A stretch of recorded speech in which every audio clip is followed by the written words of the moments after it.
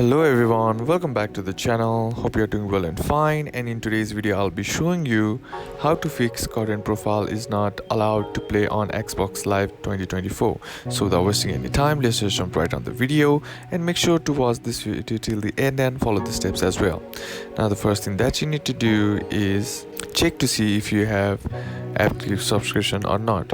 The active subscription must be a Live Gold or Ultimate subscription. Now in order to check it, simply head over to your browser and then open up your account and check to see if you have the active subscription going on or not. Now the next thing that you can do is check for parental controls.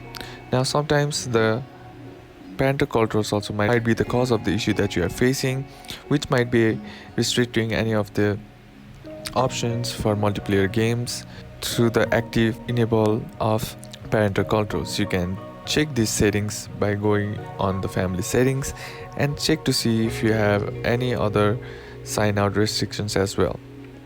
Now the next thing is check to see if you have temporary or permanent restrictions from Xbox.